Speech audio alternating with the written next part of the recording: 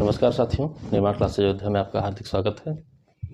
Current affairs के आज हम अगले इशू में देखते हैं क्या क्या हमारे प्रश्न हैं। चुने हुए प्रश्नों को हम करंट अफेयर्स के रूप में पढ़ रहे हैं ताकि बहुत ज़्यादा करंट के नाम पर मटेरियल ना इकट्ठा हो कि वो हमको समस्या क्रिएट करे, इम्पॉर्टेंट क्वेश्चन भी उसमें खो जाएं। उसे बचाते हुए हम उन मुख्य प्रश्नों पर फोकस कर रहे हैं जो प्रश्न एग्जाम में आने के लिए पूर्णतः संभावित हैं। आइए देखते हैं। आज मोस्ट इम्पॉर्टेंट क्वेश्चन है एनईवीए, एक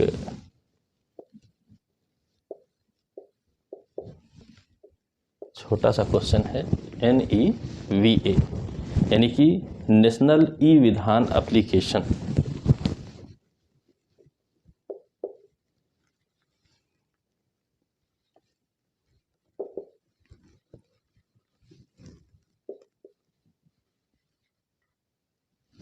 नेशनल ई विधान एप्लीकेशन, ठीक। ये है क्या? राष्ट्रीय ई विधान एप्लीकेशन। ये एक परियोजना है, राष्ट्रीय ई विधान एप्लीकेशन परियोजना है, ठीक। पहला प्रश्न ये बनता है कि ये किससे संबंधित है? ये जो हमारी विधायिकाएं हैं, यानी कि जो लेजिस्लेटिव असेंबलीज हमारी होती हैं, विधायिका होती हैं, जहाँ भी निर्माण का कार्य होता है, इनको पेपरलेस बनाना,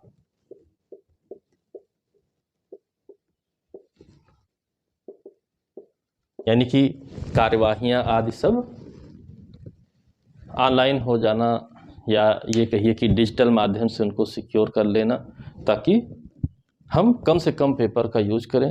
इन्वायरमेंट के लिए कितना आवश्यक है आप जानते हैं कि कागज़ के लिए कितने पेड़ कट जाते हैं, तो उसी की दिशा में एक पहल है, कागज़ रहित बनाना, पेपरलेस बनाना। अब इसमें एक मोस्ट इम्पॉर्टेंट और प्रश्न जुड़ जाता है। एक विधायिका है, एक राज्य की विधायिका है, यानी कि राज्य है नागालैंड, ठीक है। नागालैंड राज्य को आप जानते हैं, नॉर्थ ईस्ट में पड़ता है, ठीक है। नागालैंड की जो विधानसभा है, इसने सर्वप्रथम अपनाया, यानी कि आप कह सकते हैं ये देश की पहली पेपरलेस विधानसभा है। यानी कि प्रश्न क्या आएगा उसको आप समझ रहे हैं। नागालैंड देश की पहली पेपरलेस विधानसभा है, इसको आप डिजिटल, ठीक है, आपके देश की फर्स्ट डिजिटल लेजिस्लेटिव असेंबली है, ठीक है। नागालैंड विधानसभा क्या है? सीधा प्रश्न आएगा कि देश की पहली डिजिटल विधानसभा कौन सी है, तो आप बताएंगे नागालैंड है। किस परियोजना के तहत ये डिजिटल बनी?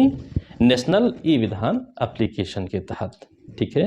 इसी तरह अगला एक और आपका प्रोग्राम है, बहुत इंपॉर्टेंट प्रोग्राम है, vibrant village programme.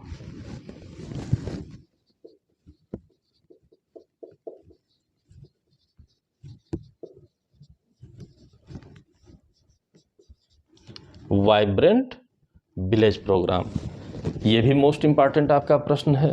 Vibrant village programme क्या है आपका? तो ये जो हमारी सीमाएं हैं, यानी कि अन्य देश से संपर्क होने वाली जो सीमाएं हैं, हमारी बॉर्डर है, वहाँ से संबंधित है, इसलिए और ज़्यादा इम्पॉर्टेंट हो गया। ये सीमावर्ती क्षेत्रों में अवसंरचनात्मक विकास से संबंधित है। सीमावर्ती क्षेत्रों में अवसंरचनात्मक विकास से संबंधित है, ठीक है। यानी कि इंफ्रास्ट्रक्चर ठीक है, डेवलपमेंट से संबंधित है। इंफ्रास्ट्रक्चर जिसमें सड़कें आदि आती हैं, तमाम चीज़ें आती हैं, इस तरह विकास किया जाए कि वो ग्लोबल स्तर पर कॉम्पिटिट कर सकें।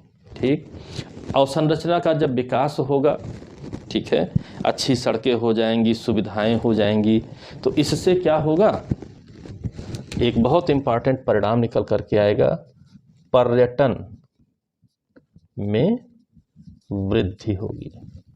आप जानते हैं विश्व का सबसे बड़ा उद्योग पर्यटन उद्योग है, यानी कि जहाँ से आय होती है वो विश्व में सर्वाधिक बड़े उद्योगों में, सबसे ज़्यादा आय कमाने वाले उद्योगों में पर्यटन उद्योग आता है।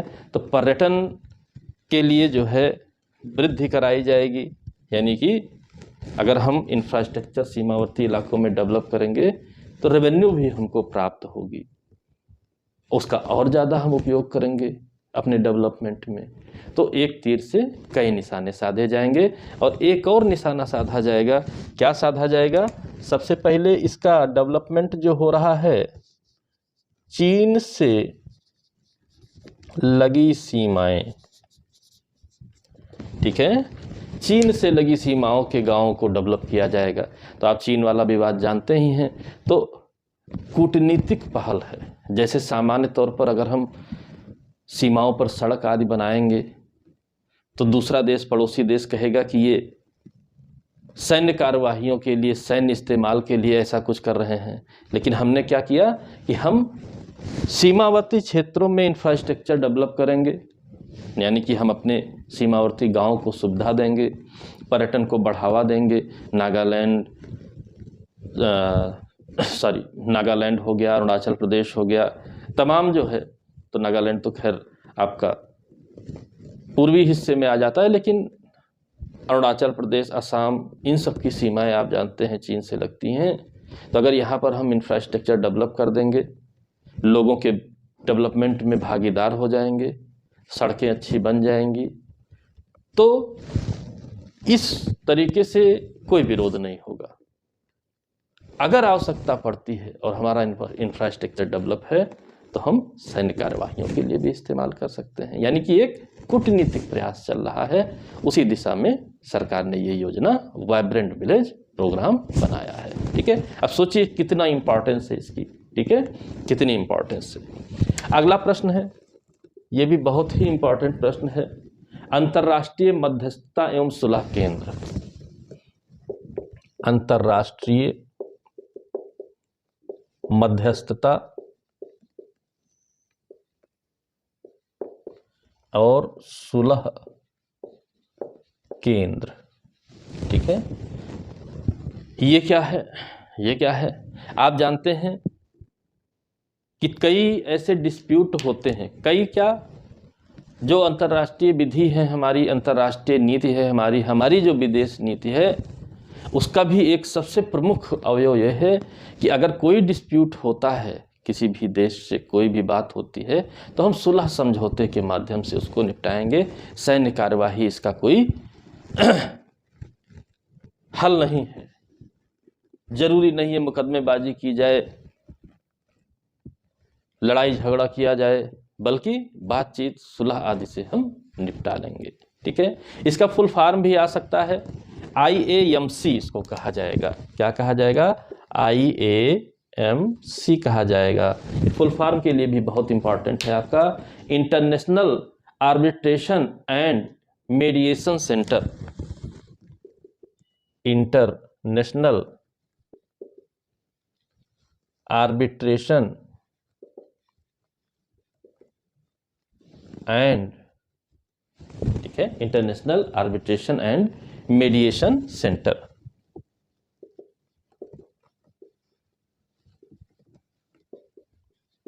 ये है IAMC, तो इसको आपको जानना जरूरी है।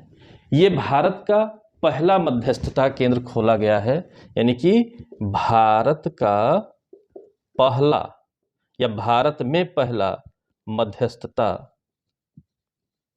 केंद्र खोला गया है। कहाँ खोला गया है, मतलब एक प्रश्न IAMC से बना तो दूसरा प्रश्न बनेगा कि ये कहाँ पर खोला गया है? रायदुर्ग हैदराबाद में। कहाँ खोला गया है? रायदुर्ग हैदराबाद, यहां पर खोला गया है। मोस्ट इंपॉर्टेंट आपका प्रश्न बनता है रायदुर्ग जो है हैदराबाद में, ठीक है। और इस मध्यस्थता को एडीआर भी कहा जाता है, ये भी प्रश्न आया हुआ है।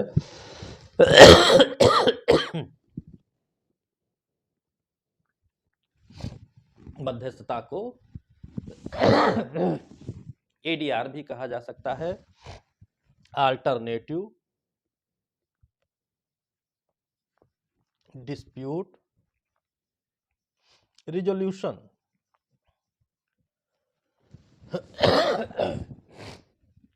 एडीआर भी कहा जाता है, यानी कि वैकल्पिक विवाद समाधान।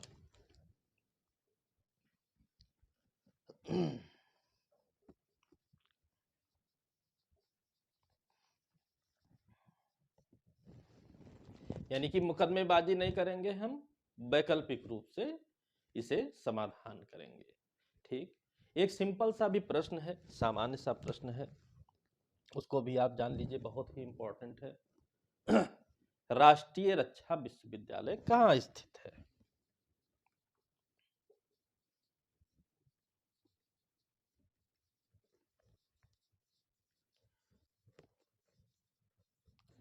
राष्ट्रीय रक्षा विश्वविद्यालय कहाँ स्थित है? तो इसका उत्तर है गांधीनगर, गुजरात में। सिंपल ही आएगा, राष्ट्रीय रक्षा विश्वविद्यालय कहाँ पर स्थित है, तो आप बताएंगे गांधीनगर, गुजरात। ये सिंपल से हमारे कुछ प्रश्न हुए। एनईवीए, ठीक है, वाइब्रेंट विलेज प्रोग्राम, मध्यस्थता सुलह केंद्र और राष्ट्रीय रक्षा विश्वविद्यालय। इन टॉपिक्स को देखकर ही आपको अंदाजा हो जाएगा कि ये कितने इंपॉर्टेंट हैं।